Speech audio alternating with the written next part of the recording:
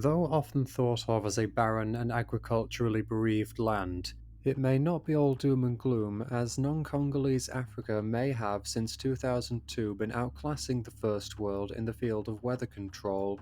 This documentary will recount the activities documented by George Ritchell and his team, who spent the bulk of the 2000s touring Africa with a long-lost technology from the 1950s. Amidst the scrub brush of Parkview, Johannesburg, Ritchell and his team pointed their Cloudbuster skyward. With the Cloudbuster in place, in very literal terms they recalled that clouds came from thin air. 1 hour into the experiment, the sky above the Cloudbuster was ringed by a picturesque cumulus cloud, with a deep blue hole in the centre. The sky had gone from empty to ripe with clouds. After another hour passed, the ring of cumulus clouds is said to have imploded, bringing forth not only rain, but thunder and lightning. Ritchell recounts that the blue hole signalled an energy vortex, which was visible for many months from as far as 40 kilometres away. A new age of African rainfall had begun. For their maiden voyage, the Organised Africa team made their way to Matabeleland, arriving at a small farming village southwest of Bulawayo, where they met with Kenny Ngwena. Seen here, they provided a cloudbuster and were welcomed with sorghum beer. The celebration was hosted by Mama Nkube, who served as a herbalist and healer, more locally known as a Sangoma, a traditional African healer. She was also among the most famous rain queens of Ingelele. While there, the team visited the remains of none other than Cecil Rhodes, opting to place on his grave 2 holy hand grenades, a pair of small orgonite devices made to improve the energy and mood of the area nearby, using similar principles to the Cloudbuster. And yes, they are named after the Monty Python prop. Here's hoping that Cecil Rhodes has mellowed since. Their work didn't stop there, as they also placed 14 orgonite devices around towers they came across. These devices being made specifically for diluting the harmful effects of said towers. This has many overlaps with our experiment with the Cloudbuster, in which we brought it to a telephone mast to see if we could reduce the EMF pollution. Our EMF reader recorded less in the presence of the Cloudbuster, as opposed to when it was scanning the tower in its absence. Keep in mind this was many years ago, before the controversy around 2019. As the team left, humidity and cloud cover increased. 6 days after their departure, heavy rain descended from Zimbabwe to South Africa. As winter arrived, the team entered the province of Limpopo, providing a cloudbuster to Richard, shown here. They were fortunate enough to see the 2002 eclipse. As they left, it was raining intermittently. In this image you can see the towers that, for reasons known only to the powers that be, were placed close to each other, with blue representing their locations. The Organised Africa team was now gaining traction, and it was gaining fame among farmers and communities. It wasn't long before many villagers were praying for their own cloudbuster. The same month, the team paid a visit to Ed Maltitz, who had for over 2 decades been advocating against the spires, 5 of which surrounded his farm. In Ed's observation, they'd been damaging his crops. He stated he'd seen unmarked planes producing chemtrails overhead. The team opted to bust 50 spires, including the 5 Ed had highlighted. Following this, they placed a CB on his land and saw some up till then unseen results.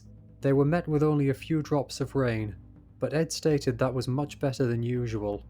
Soon after, a hailstorm began, followed by hard rain. Blue sky with a cumulus cloud. Yet somehow Ed's farm only received light rain. Ed later told them he lost his farm due to the droughts. This was the first sign someone wanted them gone.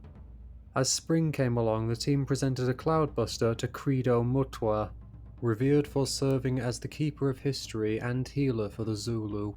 Credo had become rather reclusive at the time of their arrival. Nonetheless, he was willing to observe the cloudbuster. Credo Mutwa confirmed to them himself that a strong energy was emanating from it. He shared with them that he made a similar device with a spherical shape of strong copper rods, various crystals, a bowl of brass, and a coil around the foot of the structure.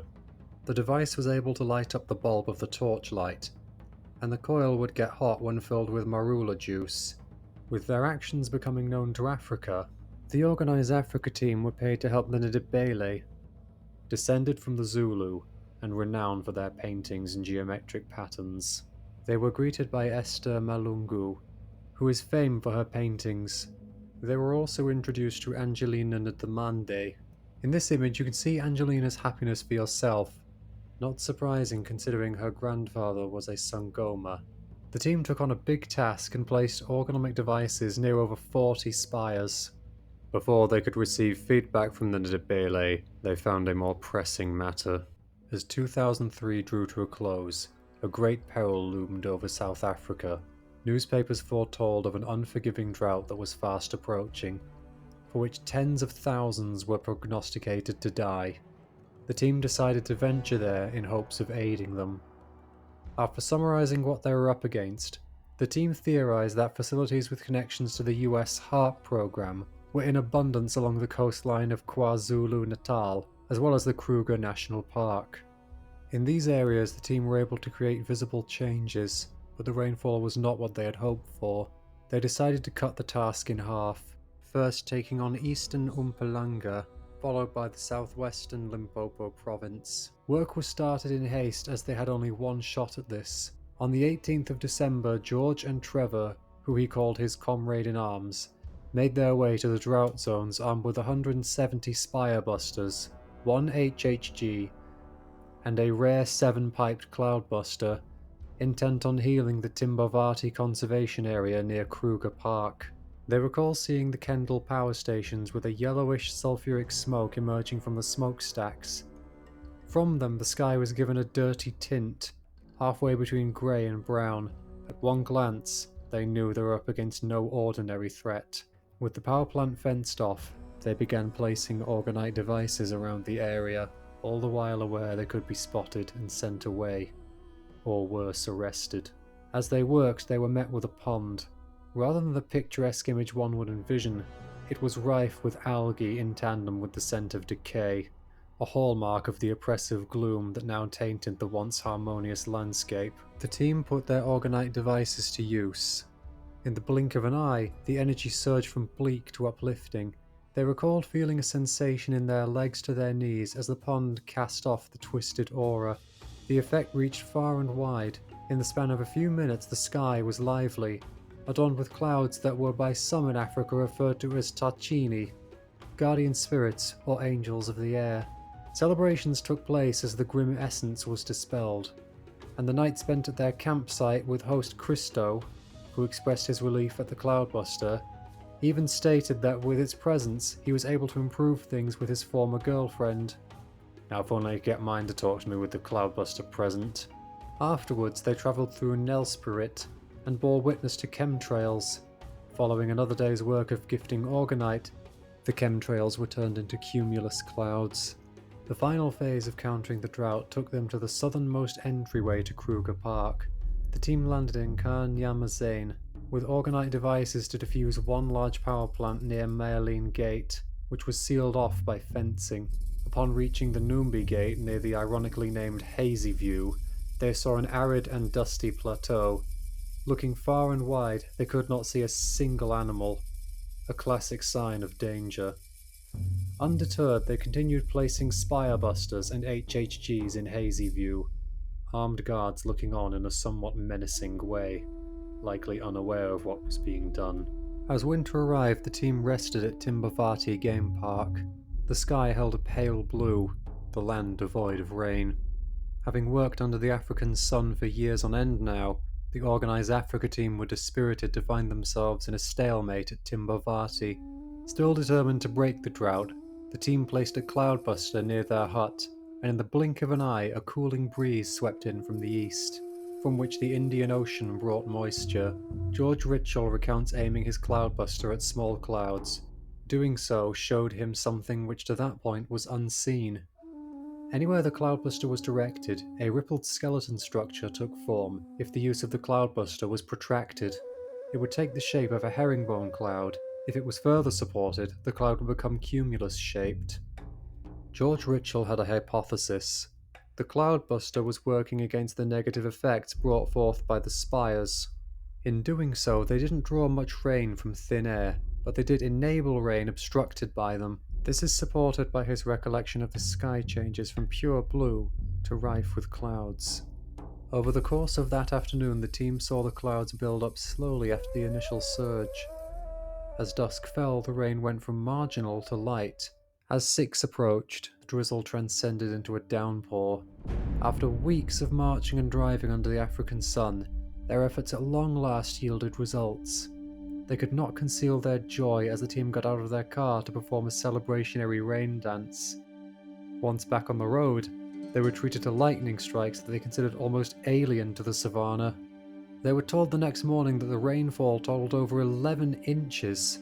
The increase to their morale could scarcely be overstated.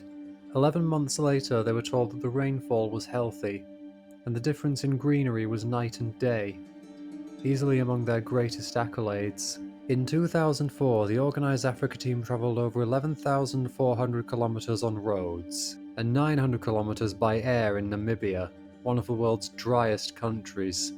They trekked for over 3 weeks distributing orgonite devices throughout their journey, placing them in towns, farms, and burying them in the sand dunes of the Namib Sand Sea. In the searing heat, they marched across the unforgiving countryside. In spite of sun, flies, and all manner of opposition, they saw to it that the drought was warded off. This resulted in soft but dependable rainfall of over 40 millimeters, which according to a source in Namibia was atypical and more abundant than the previous years. This side-by-side comparison supports their claims. After 7 years spent availing Africa of negative energy, the team arrived at the Cahora Bassa Dam.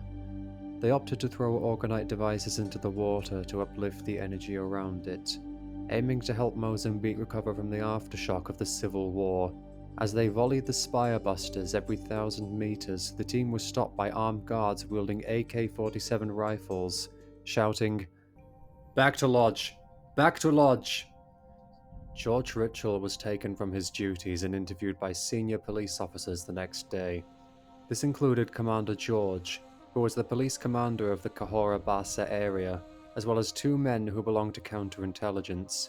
George was told that his friends had been seen throwing things into the water, and was asked if he had anything to say about it. George showed him some Spirebusters and explained what they were for, and why they threw them into the lake. After looking at the devices, they became less hostile, but the ordeal wasn't over. In the presence of heavily armed guards, customs officials, and Secret Service officers, their car was searched. On the 24th of April, they were taken to court, confronted with images from their cell phone cameras that showed a focus on cell phone masts and other objects of national importance. A test conducted in the laboratories of the HCB, Hydroelectrical de Cahora Bassa, were levelled against them. George reasoned that the test was done manipulatively, but it was accepted by the judge as reason enough to hold them pending further investigation. From the 25th of April to the 27th, they wrote a detailed statement refuting all accusations. On the 28th, they were brought to a local prosecution office in Maputo, and interviews were conducted by high-ranking prosecuting and criminal investigators. Their questions leaned towards trying to get the Organised Africa team to admit espionage, sabotage, and terrorism. After the hearing, the team hoped that the charges would be dropped, but they did not find in their favour. They were jailed in a squalid prison, barred from continuing their work on cloud busting. After many weeks spent in prison, they were handed their formal accusations by a clerk of the court. They stood accused of water contamination, sabotage, smuggling orgonite, and conducting unauthorized environmental activities. With that, the trial began. The team's lawyer was Dr. Nambuto, and the team questioned whose side he was on. On the day of the deadline to accept the accusations, they were visited by Mr. von Scheimer, an official of the German consulate in Mozambique. The team discussed with him their concerns about the lawyer. Following this meeting, Nambuto hurried to submit a counter-notion in time. The team were ordered to pay 20,000 metical, which was around £250. George did not have the funding at the time and promised to pay the rest after release. George listed his boat as collateral, and they were freed a few days later. The team continued gifting orgonite devices throughout Africa, and even went as far as Russia and Hong Kong in recent times. In November 2012, they were invited to the Breakthrough Energy Movement in Hilversum in the Netherlands, in which Ritschl gave a 50-minute talk on his discoveries and work. Frontline news in the Johannesburg Star that 10 million people were supposed, I'm saying supposed because I think it was a plan behind it, were expected, prognosticated to die in the countries of Zambia and Zimbabwe. None of that happened because our approach is when we hear of a drought, we don't think that it should be there, we immediately take action. We go there and the drought doesn't happen. That's basically what we're doing. Then in 2004 we did an operation that we called Operation Desert Rain. We put about 5 of these Cloudbusters and about 1,000 or so of these thingies. And after that the whole weather changed in Namibia. They had the biggest rainfalls in the beginning of 2005 that were ever recorded in the history of meteorology of Namibia, which is probably going back to Kaiser Wilhelm and 1880 or so when they brought in the first records of weather. In this footage, you can see their activities summarized over the course of a decade. At current, the Organize Africa team provide Cloudbusters, HHGs, and various other Orgonite goods. If you wish to learn more about Organize Africa, we have a link in the description to their website. As for the Cloudbuster, having engineered one ourselves, we took it out to measure its effect, and when it comes to highlighting something, I'd rather show than tell.